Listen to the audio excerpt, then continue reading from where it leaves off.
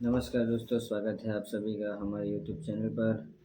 आज मैं बात करने वाला हूँ कि भारत में कितने महान महान कवियों ने जन्म लिया उसके बारे में।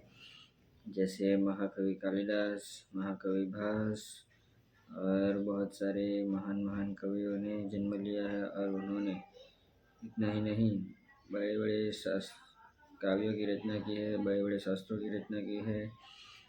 तो उसके बारे में आज हम थोड़ी बात करने वाले हैं। तो चलिए शुरू करते हैं। इस समय के जो बहुत सारे कवि हैं और संशोधन करता है, उन सबका यही मानना है कि महाकवि कालिदास का जन्म लगभग विक्रमादित्य के समय में हुआ था और वो उनके नवरत्नों में भी शामिल थे, ऐसा उनका मानना है। और महाकवि कालिदास पहले महाकवि नहीं थे बल्कि एक बुद्धू इंसान थे, ऐसा कहा जाता है। जो उनके समय के विद्वान थे, उन्होंने उनकी शादी एक बहुत बड़ी विद्वान राजकुमारी से करवाई थी और राजकुमारी को नीचा दिखाने के लिए ये सब किया गया था। बाद में राजकुमारी को पता चला कि मेरी शादी एक बुद्धू के साथ हुई, तो राजकुमारी ने बहुत ताने दिए। तब जाके कालिदास ने माता काली की आराधना की, उनको प्रसन्न किया। तत्पश्चात माता जी ने उन्हें सरस्वती जी यानी कि बहुत सारी काव्य रचना करने की ज्ञान ये सब दिया आशीर्वाद के रूप में। फिर महाकवि कालिदास ने मेघदूतम, अभिज्ञानम शाकुंतलम ऐसी बहुत सारी बड़ी बड़ी रचनाएं की है, नाटक की रचना की है, काव्य की रचना की है।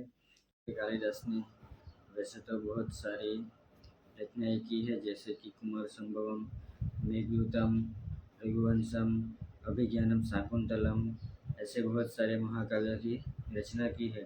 उनमें से अभिज्ञानम शाकुंतलम एक बहुत ही सुंदर और करुण रस जगाने वाला एक काव्य है, जो कि राजा दुष्यंत और उनकी पत्नी शकुंतला के जो कैसे प्रेम हुआ, कैसे उन्होंने फिर बिछड़ जाते हैं, फिर वापस कैसे साथ में हो जाते हैं, इसके बारे में पूरा का पूरी कहानी है।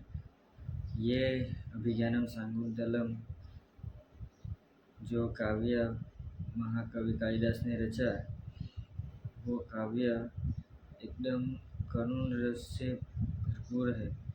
अगर वो सुनकर सामने वाला एक बार तो जरूर रोएगा, ऐसा सुंदर काव्य की रचना की है। उसके बारे में जानते हैं। अभिज्ञानम शाकुंतलम महाराजा दुष्यंत और उनकी पत्नी शकुंतला। जब राजा दुष्यंत को शकुंतला से प्रेम हो गया, तब उन्होंने रानी शकुंतला को एक बेटी दी थी।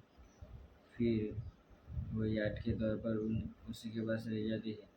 एक बार उन्होंने कोई कारणसर ऋषि का श्राप लगता है, फिर वो दोनों एक दूसरे से बिछड़ जाते हैं।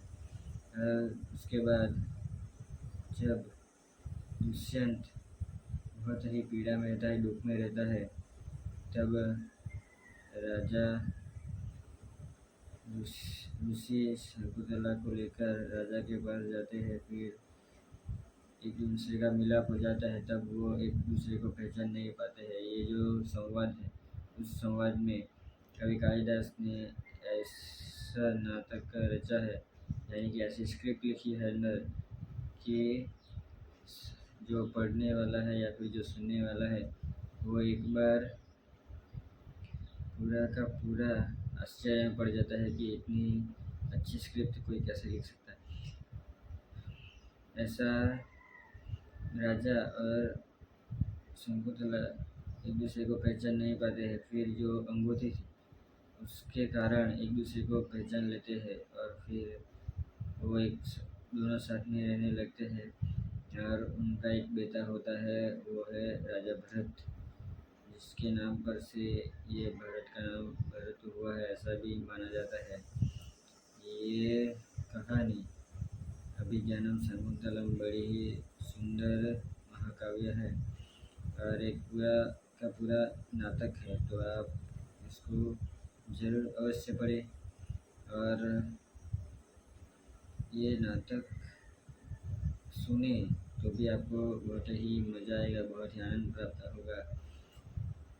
तो ऐसे ही कवियों के बारे में और शास्त्रों के बारे में, काव्यों के बारे में जानने के लिए हमारे चैनल को लाइक करें, सब्सक्राइब करें और अवश्य शेयर करें। धन्यवाद।